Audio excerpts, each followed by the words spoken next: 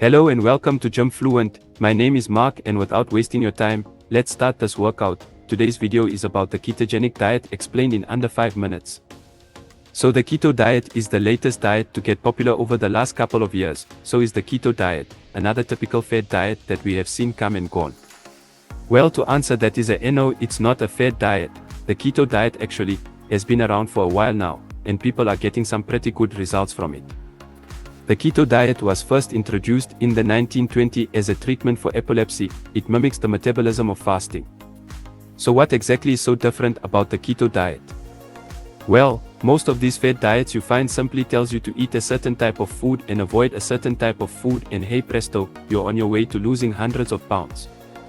Now a lot of them don't really work and makes very little sense. What's special about the keto diet, short for ketogenic, is that it changes how your body feels, and most importantly, how your body uses energy by placing you into a state known as ketosis. This is where all the magic happens. In ketosis, your body starts utilizing substances known as ketone bodies, which are produced by the breakdown of your body's fat triglycerides.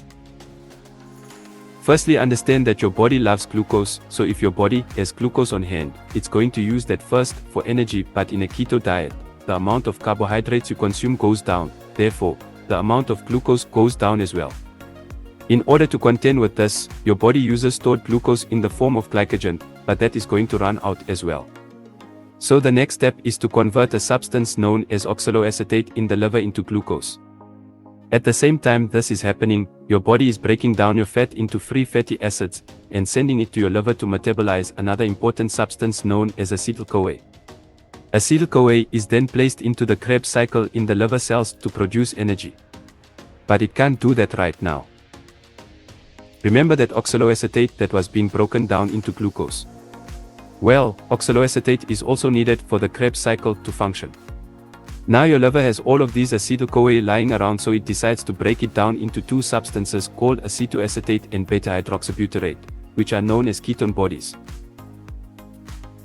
It sends them into the bloodstream where other body cells pick them up, convert the ketone bodies back into acetyl-CoA, into Krebs cycle, and energy is produced.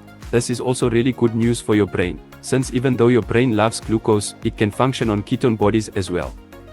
In fact, ketone bodies provide more energy per gram for the brain versus glucose, so win-win for your mental capacity, I guess. At this point it's all perfect. Your body no longer relies heavily on carbohydrates, it burns a lot of fat, and your brain functions fairly well. But, yep, you knew it, there's always a but. Studies show that power output decreases in cases where maximum intensity is required.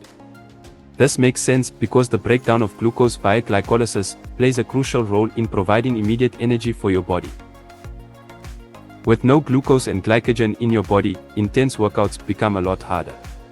And the lack of glycogen also affects muscle growth, since there is a strong positive connection between glycogen availability and protein synthesis. Take the glycogen away, and the process slows down, and there's also the keto flu, something that happens when your body starts transitioning off of carbs and rely more heavily on ketone bodies. The keto flu, which isn't an actual flu, contains symptoms such as headaches, fatigue, coughing, nausea, and even upset stomach. But on a positive note, is that it passes quite quickly and won't come back again unless you come out of ketosis. A very big hurdle for a lot of people is that the keto diet is very restrictive and limits mostly the tasty carbs. A normal diet has a macro split of something like 20% fat, 30% protein, and 60% carbs. While the keto diet has a macro split of 70% fat, 25% protein, and 5% carbs, or below 30 grams. That's a substantial change that a lot of people just cannot do. Cutting out so many carbs is easier said than done. This in of itself is a gigantic battle, and a lot of times a losing battle. However, for the people who can overcome the carb consumption, the keto diet is well worth it for weight loss, because people on a keto diet find it much easier to stick to the diet more so than a normal weight loss diet. This is because, with so much more fat and protein-dense foods being consumed daily, your satiety, or fullness level, goes up much faster, making you feel full for longer, curbing your hunger. But the last thing to note is that even being full on keto, you still cannot stuff your face to the gills, because end of the day a calorie is still a calorie, and if you're over-consuming on the calories that your body needs, you will gain weight. So what is the verdict on the keto diet? Is it worth it? Well, it all comes down to, it depends. If you're someone that struggles a lot with feeling full whenever you go on a weight loss diet, then yes, the keto diet might help you battle those hunger attacks. So that's a wrap.